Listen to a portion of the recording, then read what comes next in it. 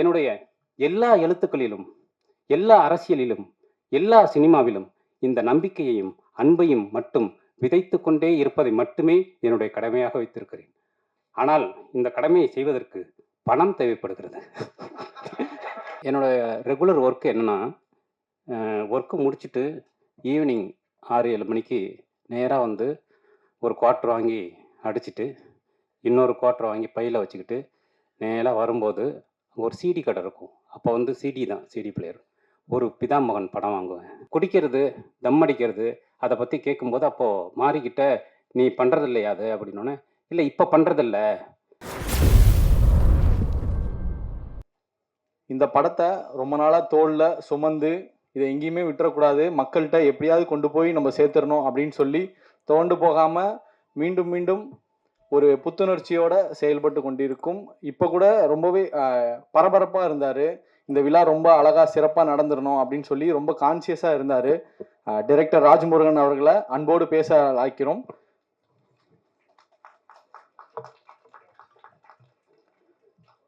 Sir, இந்த படத்தை பத்தி பல விஷயங்கள் உங்க மூலியமா நாங்க தெரிஞ்சுக்க ஆசைப்படுறோம் சார்.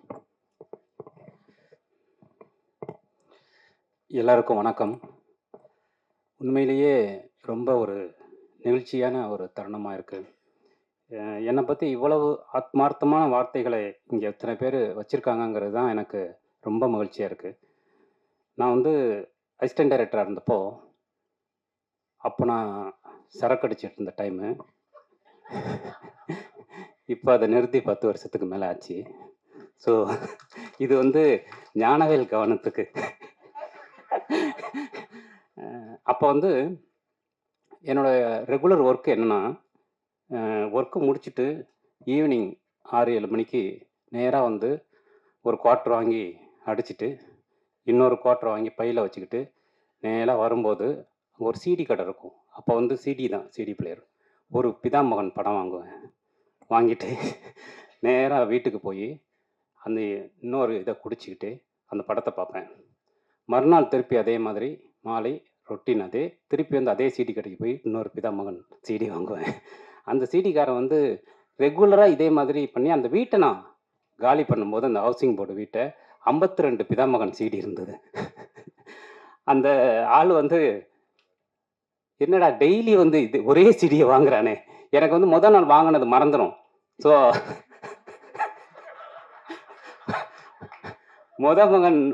மொதல் நாள் வந்து அதே படத்தை வாங்கணுங்கிறது மறந்துடும். எனக்கு அவ்வளவு அந்த படத்து மேலே சொல்லப்போனால் அந்த படம் வந்து எனக்கு ஏற்படுத்தின தாக்கம் தான் அதன் பிறகு இந்த மாதிரி எளிய மனிதர்களை சினிமாவை ஆக்க முடியும் அப்படிங்கிற ஒரு நம்பிக்கையை கொடுத்தது. இப்போ ஃபஸ்ட்டு பாலா சாரை போய் மீட் பண்ண போகும்போது, கண்ணன் சார் மூலமாக, விகடன் கண்ணன் சார் மூலமாக போய் பார்க்க போகும்போது, நான் அவர்கிட்ட அவருடைய அறைக்கு போனாலே மாரிக்கு தெரியும், அது வந்து வாரணாசியோடைய இன்டோர் மாதிரியே இருக்கும். அந்த அறை. அவரை பார்க்கும்போது, சில பேரை பார்க்கும்போது நமக்கு அப்படி ஒரு அதிர்வு உருவாகும். நம்ம என்ன வார்த்தைகள் அவர்கிட்ட பேசுறது அப்படின்னு வார்த்தைகளை தேடக்கூடிய ஒரு விஷயம். நான் அவர்கிட்ட வந்து இந்த 52 சிடி பிதாமகன் சிடி வந்து என்னுடைய அறையிலேருந்து நான் காலி பண்ணும்போது எடுத்துகிட்டு போனேங்கிறத நான் அவர்கிட்ட சொல்லணும் அப்படிங்கிறத ஒரு பெரிய இது இருந்தது. ஏன்னா ஒரு ஒரு கலைஞனா நான் இதை சொல்லும்போது அவர் ஒரு பெரிய மகிழ்ச்சி அடைவார் அப்படிங்கிறதுனால நான் அவர்கிட்ட இந்த சம்பவத்தை சொன்னேன். அவர் அப்படியா அப்படின்ட்டு அதுக்கப்புறம் அதை பற்றி பேசவே இல்லை. அதுக்கப்புறம் அவர் அமைதியாக. ஸோ அப்படி வந்து எதையுமே தன் பற்றிய, தன் படைப்பு பற்றின இவ்வளோ பெரிய பிரம்மாண்டத்துடைய ஒரு துளி கூட அறியாதவராக அவர் இருக்கிறாருங்கிறது வந்து ஒரு மிகப்பெரிய விஷயமா நான் பார்க்குறேன். என்னை போன்ற நிறைய பேருக்கு ஆத்மார்த்தமான வழிகாட்டியாக இருக்கக்கூடிய பாலா சார் இங்கே வந்ததுங்கிறது மிகப்பெரிய மகிழ்ச்சி. இங்கே வந்தது, இவ்வளோ தூரம் இருந்தது, இன்னைக்கு அவர் பேசினது. ஏன்னா பாலா சார் வந்து இவ்வளோ நகைச்சுவையாக பேசுவாருங்கிறது எங்களுக்கு தெரியும். அவரோட பர்சனலாக பேசும்போது அவ்வளோ விஷயங்கள் ஷேர் பண்ணி பேசும்போது, பட் ஒரு பொது இடத்துல இவ்வளவு மகிழ்ச்சியாக சந்தோஷமாக அவர் பேசினது தான் இந்த விழாவுடைய முதல் சிறப்புன்னு நான் நினைக்கிறேன். Thank you very much sir, thank you, ரொம்ப நன்றி. போட்டியில் நான் ஜெயிச்சிட்டேன். Sasi sir, so thank you. அதே மாதிரி மாரி மாரி வந்து மாரியை பற்றி ஃபஸ்ட்டு வந்து கண்ணன் சார் தான் என்கிட்ட சொன்னார். அப்போ ராம்கிட்ட மாரி அசிஸ்டண்ட்டு. டேய் ஒரு பையனை பார்த்தேன்டா, ராமுடைய அசிஸ்டண்ட்டு. அவன் ஒரு விஷயம் சொன்னான், பயங்கரமாக இருந்ததுடா அப்படின்னாரு. என்ன அப்படின்னா, இந்த குடிக்கிறது, தம் அடிக்கிறது அதை பற்றி கேட்கும்போது அப்போது மாரிக்கிட்ட நீ பண்ணுறது இல்லையா அது அப்படின்னோடனே, இல்லை இப்போ பண்ணுறதில்ல, இன்டர்வல்ல இடி விழுந்தா செகண்ட் ஹாஃப் இப்படி தான் இருக்கும் அப்படின்னு அப்படின்னு சொன்னான்டா அந்த பையன். போகிற போக்கில் எவ்வளோ பெரிய விஷயத்த இப்படி ஒரு டைலாக்காக சொல்லிட்டான் அப்படின்னு தான் மாறி எனக்கு கண்ணன் சார் அறிமுகப்படுத்தினார். அப்படி நான் பார்த்த மாறி, அதன் பிறகு நான் வட்டி முதல் எழுதின பிறகு மறக்கவே நினைக்கிறேன் எழுதின மாறி. மாரியை பற்றி எனக்கு மதிப்பீடு இருந்ததுங்கிறது கம்மி தான். பரியேறும் பெருமாள் படத்தை 4 ஃப்ரேம்ஸில் நானும் ஹெச் வினோத்தும் பார்த்தோம். பார்த்து முடிச்சுட்டு வெளியில் வந்து ஹெச் வினோத் ரொம்ப ரெஸ்ட்லெஸ்ஸாக இருந்தார். சார் என்ன சார் இது, என்ன எடுக்கிறாங்க என் பசங்க, என்ன எடுத்துட்டான், என்ன படம் சார் இது, எப்படி எடுத்திருக்கான் சார், எனக்கு ரொம்ப வெக்கமாக இருக்குது சார் அப்படின்னு சொன்னார் ஹெச் வினோத். எனக்கு அதை விட பல மடங்கு வெக்கமாக இருந்தது. அப்படியான ஒரு ஒரு பெரிய அதிர்வை வந்து தமிழ் சினிமாவில் உருவாக்கின மாரி வந்து இன்றைக்கு வரைக்கும் அந்த அதிர்வு குறையாமல் தொடர்ந்து ஒவ்வொரு படத்துலையும் அடுத்த உச்சத்திற்கு செல்லக்கூடிய மாரி வந்து எனக்கும் ஒரு வழிகாட்டி தான். ஏன்னா ஒரு எளிய மனிதர்களின் கதைகளை பேசும்போது அதை வெற்றியாக மாற்றுறதுங்கிறது பெரிய விஷயம். அது நிறைய பேருக்கான கதவுகளை திறந்து வைக்கும். அதுதான் நிறைய பிரச்சனை. என்னை மாதிரியானவங்களுக்குலாம் அது ரொம்ப பிரச்சனை. ஸ்கிரிப்ட் எழுத ஆரம்பிக்கும் போதே எனக்குள்ளேயே ஒரு சென்சாரை ஓப்பன் பண்ணி வச்சுக்கிட்டு உட்காரக்கூடிய ஒரு ஆபத்தான சூழலில் இருக்கும்போது மாரி என் வெற்றி வந்து ஒரு பெரிய நம்பிக்கை வெளிச்சத்தை கொடுக்குது. மாரி வந்து இங்கே பேசின ஆத்மார்த்தமான வார்த்தைகள் இந்த படத்தை பற்றி அவ்வளோ பாசிட்டிவான விஷயத்தை எனக்கே ஏற்படுத்துது. தேங்க்யூ வெரி மச் மாரி. மாதிரி என்னுடைய குருநாதர் லிங்குசாமி சார், அவர் என்னை வந்து சினிமாவில் என்னை போன்ற ஒரு மனிதனை சினிமாவில் கரம் பிடித்து அழைத்து செல்வது அப்படிங்கிறது வந்து ஒரு பெரிய விஷயம். ஏன்னா எனக்கு நிறைய பயம் இருந்தது, அதே மாதிரி நிறைய சோம்பேறித்தனம் இருந்தது, நிறைய அலட்சியங்கள் இருந்தது. அதையெல்லாம் உடைச்சி என்னை இந்த இடத்திற்கு அழைத்து வந்ததில் லிங்குசாமியின் சார் பங்குங்கிறது ரொம்ப முக்கியமான விஷயம். அவருடைய அலுவலகம் எனக்கான ஒரு பள்ளிக்கூடமாக இருந்தது. அவர் இன்றைக்கு வந்ததும் ரொம்ப முக்கியமான விஷயமா பார்க்குறேன். Thank you Lingusamy sir. அதே மாதிரி பிரேம்குமார், நான் அவர்கிட்ட சொன்னேன், நானும் அவரும் சந்தித்ததே இல்லை, இப்போ தான் ஃபோனில் பேசுகிறோம். அவருடைய படங்கள் வந்து எகெயின் இந்த மாதிரி ஒரு படம், அதுவும் மெய்யழகன் மாதிரி படத்தையெல்லாம் எடுத்து கொண்டு வந்து இவ்வளவு பேரை ரசிக்க வைக்க முடியுங்கிறது இருக்கு இல்லையா, அமேசிங். உண்மையிலேயே அது வந்து ஒரு சினிமாவில் வந்து அது பெரிய விஷயம். அப்படி ஒரு கதாபாத்திரத்தை எழுதி, ஏன்னா அதெல்லாம் நாவலில் மட்டும்தான் சாத்தியம் அப்படிங்கிற சூழலை உடைத்து சினிமாவில் அதை வெற்றியாக மாற்றினதுங்கிறது ரொம்ப முக்கியமான விஷயம். நீங்கள் வரணும்னு நான் ரொம்ப விரும்பினது அதுக்காக தான், இந்த இந்த இந்த விஷயத்தை உருவாக்குனதுக்காக தான். Thank you very much. ஞானவேலு என்னோட மச்சான், அவன் வந்து என்னை பற்றி தொடர்ந்து அவதூறுகளை அவன் பரப்போதும் அவனை பற்றி தொடர்ந்து நான் அவதூறுகளை பரப்போதுமாக எங்களுடைய வாழ்க்கை வந்து விக்டோரியா ஹாஸ்டலில் தொடங்கின வாழ்க்கை. எனக்கு வந்து டெய்லி ஒரு தாய்மொழி மாதிரி அந்த விக்டோரியா ஹாஸ்டலை விட்டு கொடுத்த நண்பன். அவன் வந்து நான் அவனுக்கு கொடுக்க வேண்டிய கடன் வந்து ஒரு தனி அக்கௌண்ட்டு. அந்த அக்கௌண்ட்டுக்கு காந்தி கணக்கு கிடையாது, அது ஒன்றிய அரசின் கடன். அப்படி ஒன்று தான் அந்த அக்கௌண்ட்டுக்கு போட்டுக்கணும். ஏன்னா அதெல்லாம் நல்ல விஷயத்துக்கு தான் மச்சான் போணுச்சு. ஸோ அப்படி ஞானவேல் வந்து இங்கே வர்றதுங்கிறது ஒரு நண்பனாக, அவன் அதே மாதிரி ஒரு கலைஞனாகவும் ஜெய்பி மாதிரியான ஒரு படத்தை வந்து இந்திய சினிமாவிற்கு அளித்த மிக முக்கியமான ஒரு கலைஞனாக என் நண்பன் இருப்பதில் எனக்கு பெருமை. அவன் இங்கே வந்தது வந்து இன்னும் எனக்கான பெருமை. அதே மாதிரி மில்டன் சாரு மிகவும் கவித்துவமான ஒரு மனிதர், அபாரமான ஒரு மனிதர். அவர் வந்து கொலுசுகள் பேசக்கூடும் மாதிரி ஒரு கவிதை தொகுப்பு மூலமாக எனக்கு அறிமுகமானவர். இன்றைக்கு ஒரு இயக்குனராக ஒரு பெரிய இடத்துல இருக்கிறவர் வந்தது எனக்கு பெரிய மகிழ்ச்சி. வெங்கடேஷ் சார் ஒரு அற்புதமான ஒரு மனிதர். எனக்கு வந்து நான் அவருக்கு ஃபோன் பண்ணி, சார் கமர்ஷியலாக எப்படி சார் ஒரு கதையை நரேட் பண்ணுறதுன்னு தான் நான் ஃபஸ்ட்டு அவர்கிட்ட கேட்டேன். ஸோ அந்த மாதிரி ஒரு ஸ்பேஸில் இருக்கிற ஒரு நல்ல நண்பராக இன்றைக்கு எனக்கு கிடைச்சிருக்கிற வெங்கடேஷ் சார், ரவிக்குமார் அவரும் என்னுடைய ஆத்மார்த்தமான நண்பர். அவர் உள்ளிட்ட இங்கே வந்த அத்தனை பேருக்கும் வந்து இந்த நேரத்தில் நன்றியை நான் தெரிவிச்சுக்கிறேன். இந்த படம் பற்றி நான் சொல்லணும்னா, இந்த படமே நம்பிக்கை சார்ந்த ஒரு படம் தான். இந்த படம் எல்லோருக்கும் ஒரு பெரிய நம்பிக்கையை கொடுக்கணும்னு தான் இந்த படம் எடுக்கப்பட்டது ஒரு அடிப்படையான நோக்கம். இந்த படம் ராஜமுருகன் என்ற மனிதன் மீது அம்பேத்குமார் என்ற மனிதன் வைத்த நம்பிக்கை தான் மயிலாடு. வேற ஒன்றுமே கிடையாது. அந்த நம்பிக்கையில் உருவான படம் தான் இந்த படம். அம்பேத் என்ற ஒரு மனிதன் இல்லை என்றால் இந்த படம் உருவாயிருக்காது. ஸோ நான் ரொம்ப டவுன்ஃபாலில் இருந்தப்போ என்னை அழைத்து வாழ்க்கை வந்து நீங்கள் தொடர்ந்து ஓடிக்கிட்டே இருக்கணும் சார், ஒரு நாள் கூட உட்காந்துடக்கூடாது அப்படின்னு அடுத்த நாளே படம் பண்ணுறதற்கான ஒரு அலுவலகத்தை எனக்கு தந்த அம்பேத்குமார் சாருக்கு ரொம்ப நன்றி சார். இந்த மாதிரியான ஒரு படம் வந்து நான் இந்த படம் ஜெயிக்கணும்னு மறுபடி ரொம்ப இயற்கையை வேண்டுவது வந்து அம்பேத்குமார் என்ற மனிதனுக்காக தான். அவர் என் மேல் வைத்த நம்பிக்கை வந்து பொய்யாகக்கூடாது அப்படிங்கிறதுக்காக தான். அவருக்கு அடுத்து இந்த படத்தை தன் தோளில் முதல் நாளிலிருந்து சுமந்து இதை எப்படியாவது இந்த சந்தையில் கூவி வித்துடணும் அப்படின்னு இதை தன்னுடைய தோளில் சுமந்தது வந்து திங்க் மியூசிக் சந்தோஷ் தான்.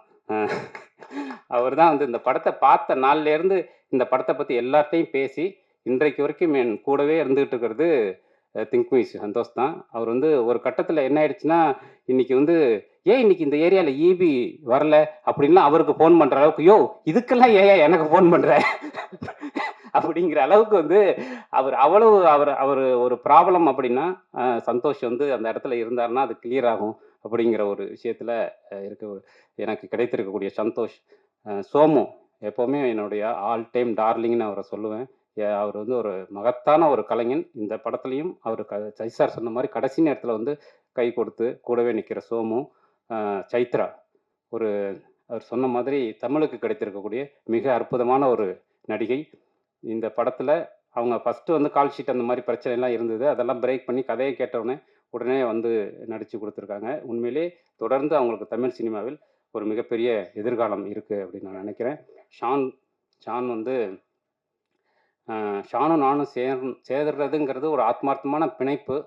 அது வந்து இசை மட்டும் இல்லை, நிறைய அதுக்குள்ளே இருக்குது. இலக்கியம், அரசியல், எல்லாம் சமூகம் சார்ந்த அத்தனையும் ஷான்கிட்ட விவாதிக்கலாம். அதெல்லாம் சேர்ந்து தான் அவருடைய இசையாக வருது. அதனால் எப்போவுமே ஷான் வந்து என் கூட இருப்பார், அவர் இசை என் கூட இருக்கும். மயிலாடில் அது இன்னும் அடுத்த கட்டத்தை அடைஞ்சிருக்குன்னு நான் நினைக்கிறேன். நீரவ் சாருக்கு அவருக்கு ஹைதராபாத்தில் ஒரு ஷூட் இருந்ததுனால வர முடியல. இந்த படத்துக்கு அவருடைய ஒளிப்பதிவுங்கிறது ஒரு மிகப்பெரிய பலம். சத்யராஜோட எடிட்டிங், பல நாட்கள் வந்து அவருடைய வீட்டிலேயே இருந்திருக்கோம், இரவு பகலாக அவர் கூடவே இருந்திருக்கார் துணையாக. அது ரொம்ப அற்புதமான விஷயம். அது ஆர்ட் டைரக்டர் பால்ராஜ் உள்ளிட்ட அத்தனை பேருக்கும், என்னுடைய கோ டைரக்டர் செல்வபாண்டி உள்ளிட்ட அத்தனை பேருக்கும் இந்த நேரத்தில் நான் நன்றி தெரிவிச்சுக்கிறேன். தன் வாழ்நாள் முழுவதும் அகிம்சையை பேசிக்கொண்டே இருந்த காந்தி துப்பாக்கி குண்டுக்கு பலியானார். இன்றைக்கு இந்தியாவின் சீர்திருத்த முகமாக பார்க்கப்படுகிற, உலக அரங்கில் இந்தியாவின் சீர்திருத்த முகமாக பார்க்கப்படுகிற அண்ணல் அம்பேத்கர் தனது சொந்த ஊரில் தேர்தலில் மக்களால் தோற்கடிக்கப்பட்டார். தனது வாழ்க்கை முழுவதும் இடைவிடாமல் இந்த உலகத்தை சிரிக்க வைத்துக் கொண்டே இருந்த சாப்ளின் தனது தனிப்பட்ட வாழ்க்கையில் சில பல கல்யாணங்கள் செய்து கொண்டு எந்த குடும்ப வாழ்க்கையிலும் நிம்மதியாக இருக்கவே முடியாமல் இருந்தார். இதிலிருந்து நான் கற்றுக்கிட்ட பாடம் என்னன்னா, ஒரு மரணமோ, ஒரு தோல்வியோ, ஒரு துன்பமோ ஒரு மனிதனின் ஆற்றலை எதுவுமே செய்துவிட முடியாது. அவன் வாழ்ந்த வாழ்க்கை மட்டும்தான் இந்த உலகத்தின் முன்பாக எப்போதும் இருந்து கொண்டே இருக்கும். அந்த நம்பிக்கை மட்டும்தான் வாழ்க்கை. நண்பர்களே, எனக்கு வந்து என் வாழ்நாள் முழுவதும் மனிதர்கள் கற்றுக் கொடுத்து கொண்டே இருக்கிறார்கள். நான் மனுஷங்க பின்னாடி ஓடிக்கிட்டே இருக்கேன். எனக்கு தெரிஞ்ச ஒரு ஃப்ரெண்டு, அவன் ரொம்ப பெரிய கோலை. அவன் வந்து ஒரு லவ் ஃபெயிலியரில் 50 தூக்க மாத்திரை சாப்பிட்டு ஒரு ஆஸ்பத்திரியில் அட்மிட் ஆகி உயிருக்கு போராடி அதுலேருந்து வெளியில் வந்தான். அதன் பிறகு அவனை அழைச்சிட்டு போய் ஒரு ஐஏஎஸ் அகாடமியில் நான் சேர்த்து விட்டேன், அண்ணா நகரில். இந்தியாவின் முக்கியமான ஐஏஎஸ் அகாடமி அது. அதை நடத்தி கொண்டிருந்தது என்னுடைய நண்பர். தொடர்ந்து பல இளைஞர்களை தன்னம்பிக்கையின் வழி நடத்தியவர். அவர்கிட்ட போய் இந்த பையனை ஒப்படைச்சேன். தன்னம்பிக்கையை பற்றி, நம்பிக்கையை பற்றி தொடர்ந்து பேசி பேசி அந்த பையனை வேற ஒரு இடத்துக்கு கொண்டு வந்து, இன்னைக்கு அந்த பையன் வந்து ஐஏஎஸ்ல கலெக்டராக இருக்கான், ஒரு மிகப்பெரிய கலெக்டராக இருக்கான். ஆனால் அவனை இந்த தன்னம்பிக்கைக்கு அழைத்து வந்து கலெக்டராக ஆக்கிய எனது நண்பர், அந்த ஐஏஎஸ் அகாடமியை நடத்தி கொண்டிருந்த அந்த நண்பர் பின்னர் தற்கொலை செய்து கொண்டு செத்து போனார். இதை என்னால் புரிஞ்சிக்கவே முடியல. இந்த இடத்துல தான் நான் மனிதர்களின் பின்னால் அவர்களை புரிந்து கொள்ள ஓடிக்கொண்டே இருக்கிறேன், தொடர்ந்து ஓடிக்கொண்டே இருக்கிறேன். அந்த ஓட்டத்தின் முடிவில் நான் கண்டுகொண்டது ஒரே ஒரு உண்மையைத்தான். இந்த மனிதர்கள் எல்லோருக்கும் நம்பிக்கையை தவிர வேற எதுவும் தேவையே படுவதில்லை. அன்பையும் நம்பிக்கையும் தவிர எதுவும் தேவைப்படுவதில்லை. உன்னுடைய சக மனிதனுக்கு கொஞ்சமே கொஞ்சம் அன்பையும் நம்பிக்கையையும் கொடுத்தால் நீதான் கடவுள், நீதான் தெய்வம். அது மட்டும்தான் இந்த 40 வருட வாழ்க்கையில் நான் கற்றுக்கொண்ட ஒரே பாடம். அந்த பாடத்தை தான் பாலாசாரின் படங்கள், மாரி செல்வராஜின் படங்கள், ஞானவேலின் படங்கள், ஜெயகாந்தனின் கதைகள், வைக்கம் பஷீரின் கதைகள், இளையராஜாவின் இசை அத்தனையும் நமக்கு கொடுத்து கொண்டே இருப்பது அந்த நம்பிக்கையும் அன்பையும் தான்.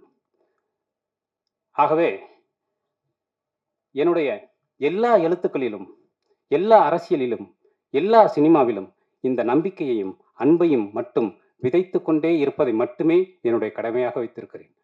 ஆனால் இந்த கடமையை செய்வதற்கு பணம் தேவைப்படுகிறது.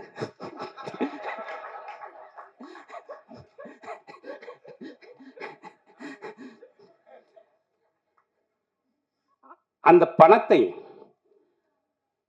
சம்பாதிக்கும் அளவிற்கு அறிவாளியாக என்னை இயற்கை படைக்கவில்லையே. அதை மட்டும்தான் இப்ப நான் கத்துக்கணும்னு நினைக்கிறேன். அதனால எப்படியாவது இந்த மாதிரியான படங்கள் வெற்றி பெற வேண்டும் என்று நினைப்பதற்கு தேவை, நான் நினைக்கிற ஒரே விஷயம் அதுதான். அன்பையும் நம்பிக்கையும் விதைப்பதற்கு இந்த வியாபார சூழலில் பணம் தேவை. அந்த பணத்தை எப்படியாவது மீட்டு தயாரிப்பாளரிடம் கொடுத்து விட வேண்டும். அதனால இந்த படம் ரிலீஸ் ஆகிற நேரத்தில் நான் ஒரே ஒரு நொடிக்காக தான் காத்திருக்கிறேன். அது இந்த படம் வெற்றி என்கின்ற நேரத்தில் எனது தயாரிப்பாளர் அம்பேத்குமாரின் முகத்தில் பூக்கிற ஒரே ஒரு புன்னகைக்காக மட்டுமே நான் காத்திருக்கிறேன். அதை நிச்சயமாக இந்த சமூகம் திருப்பி தரும் அப்படின்னு நான் நம்புகிறேன். இந்த நேரத்தில் தொடர்ந்து என்னுடைய பயணத்தில் என் கூடவே இருக்கக்கூடிய என்னுடைய மனைவிக்கும், யுகபாரதி அண்ணனுக்கும், ஏன்னா அவரை பற்றி நான் தனியாக பேசலை, அவர் தான் நான் அப்படிங்கிறதுனால தனியாக பேசலை, என்னுடைய குடும்பத்தாருக்கும் நெகிழ்ச்சியான, ஏன்னா அவங்க இல்லைன்னா இந்த விஷயத்தை பீஸ்ஃபுல்லாக பண்ண முடியாதுன்னு உங்களுக்கும் தெரியும், எனக்கும் தெரியும். இந்த நேரத்தில் எல்லோருக்கும் நன்றியை தெரிவித்துக் கொள்கிறேன். இங்கே வந்திருக்கக்கூடிய பத்திரிகை நண்பர்கள், இணையதள நண்பர்கள் அத்தனை பேருக்கும் நன்றி. பார்த்துவிட்டு உங்கள் கருத்துக்களை பதிவு செய்யுங்கள். நன்றி, வணக்கம்.